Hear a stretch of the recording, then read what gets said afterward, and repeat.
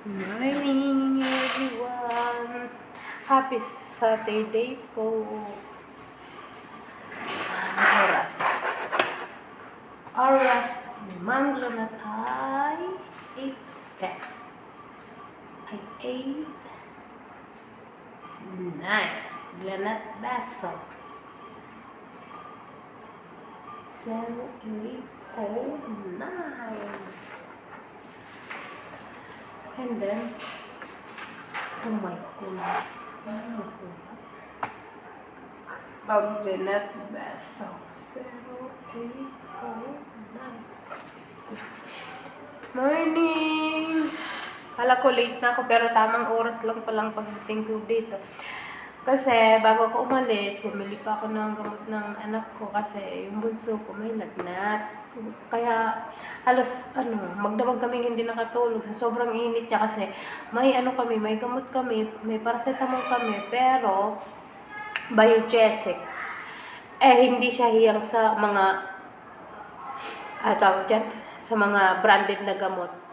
Kahit anong gamot, pag branded, hindi talaga hiyang yan. Kaya kailangan niya ng generic. Kaya yun, umaga, bumili pa ako muna bago ko umalis ng generic paracetamol.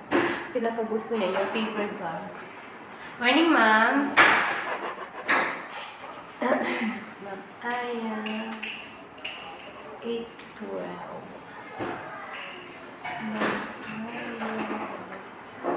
Morning, ma'am. 8:12. Ang lakas talaga ng pinto natin. Bakit kaya ganyan? Jeremy Cabero, 8:08:12. Ma'am Salaysay. Wala pa. Kalimutan ko.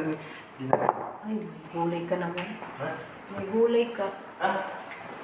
Meron? Sabi ko, may gulay ka naman, hindi mo nakalimutan mong isaksak. Ay, naku. Yung isa, sinaksak mo na rin? Oo. 8:12, ma'am. Genevieve Cabero. 8:12. And then, ma'am. Aya. Salaysay.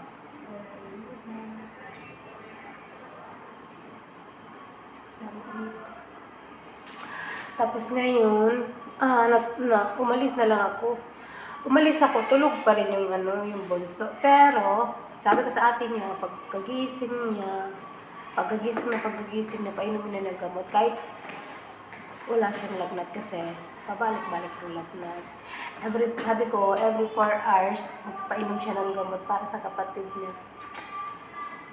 Halos tulog pa rin yung ate.